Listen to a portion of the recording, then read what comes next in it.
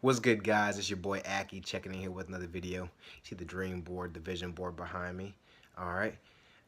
What I want to talk to you about today is the concept of earnest money. Earnest money is a topic that not a lot of people talk about because it seems pretty standard. But I know a lot of you guys are starting off with no money, and I want to just say I appreciate you guys for the feedback that I've been getting this past 30 days, man. It's been amazing. Got a whole bunch of new subscribers, got a whole bunch of people that are interested in real estate and love talking real estate, love learning, and all that nice stuff. So go ahead and hit the like button. If you're new here, if you're already subscribed, I appreciate you. But let's talk earnest money real quick. Earnest money is something that when you're doing multiple deals in a month, or if this is just your first deal at all, it's going to become a problem, or rather an obstacle at some point that is very, very easy to solve that problem. Now, when sellers start asking you for proof of funds, earnest money, myself, I've done several transactions already, and I only put $10 down as earnest money. I did have a situation though where I lost earnest money, and this was even before my first deal. Check this out. Your boy lost $1,000 on earnest money for being careless. Check this out. I used the wrong, I was so nervous before my first transaction. I actually used the wrong contract. This could be a whole hour-long video, but I'm not even going to go on and talk about that. What we're going to talk about is not even getting into a situation like that, but rather you being able to control the terms and not even giving the seller an option, in order to, have what they want as earnest money. Now, if you are the contract holder, then it's your rules and it's your transaction. This is your deal, man. You set the rules, you set the bar. So what you're gonna do is you're gonna put down $10 earnest money. If they ask for 1 penny over that, and this is if you haven't done your first deal yet, you're gonna, kind of laugh, a little chuckle, and then tell them that if you were to, put money down for every, or half the deposit, half the, purchase price of the property down for every single property that you're buying, you'd have your money all over the street.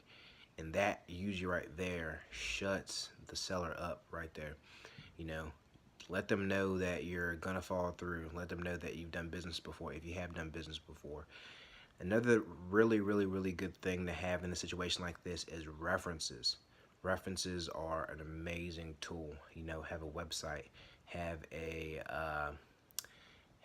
videos if you don't have a YouTube for your company.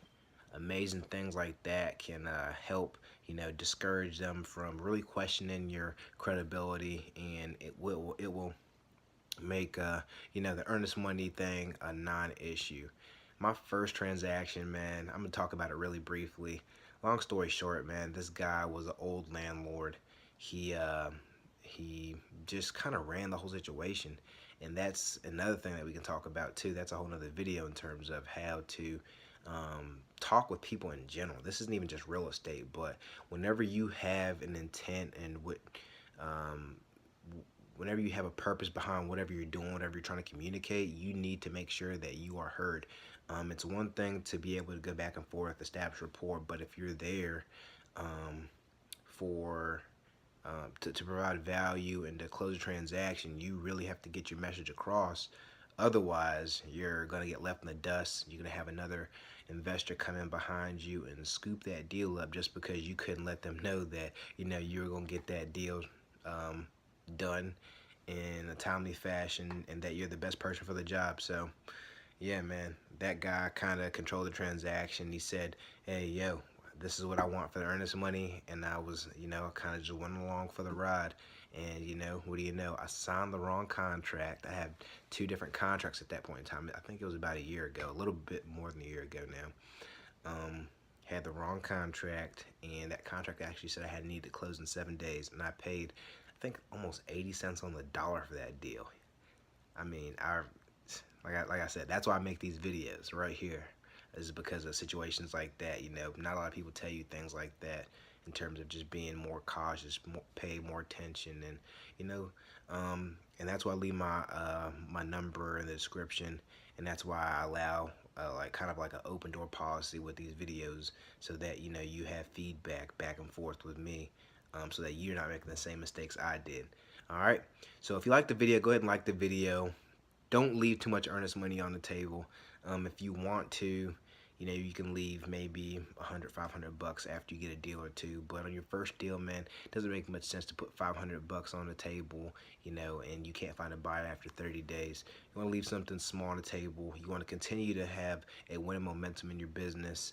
And, you know, if you lose 10 bucks after 30 days, it's not that big a deal. So, all right, like the video, subscribe if you haven't already, and I'll talk to you in the next video. Peace.